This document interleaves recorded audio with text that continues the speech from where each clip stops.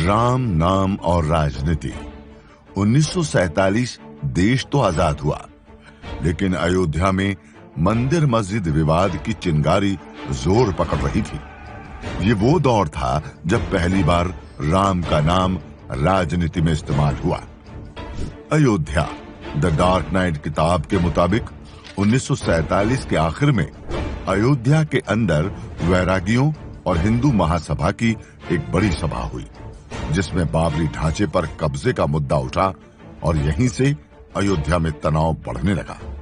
1948 में प्रदेश की 13 सीटों पर उपचुनाव होने वाले थे।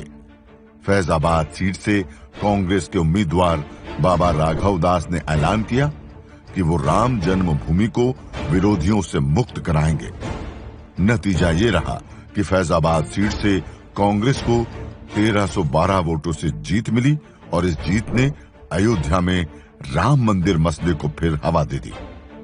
जुलाई 1949 में बाबा राघव दास ने यूपी सरकार को पत्र लिखकर मंदिर बनाने की परमिशन मांगी।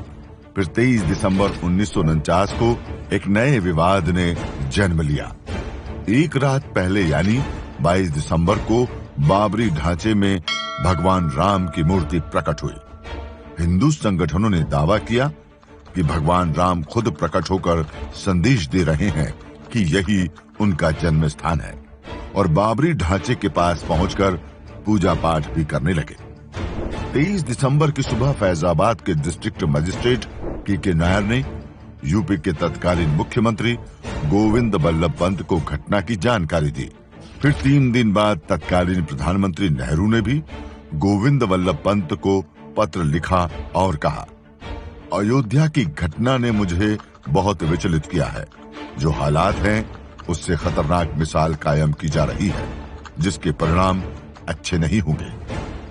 29 दिसंबर 1949 को फैजाबाद कोर्ट ने विवादित ढांचे को कुर्क कर लिया और परिसर के गेट पर ताला लगवा दिया। मूर्ति की पूजा और देखभाल के लिए प्रियदत्त राम को रिसीवर नियुक्त किया गया। 1950 से 1961 के बीच एक कर इस विवाद पर 4 मुकदमे दायर हुए। 3 याचिकाएं हिंदू पक्ष ने तो एक सुन्नी वक्फ बोर्ड ने लगाई।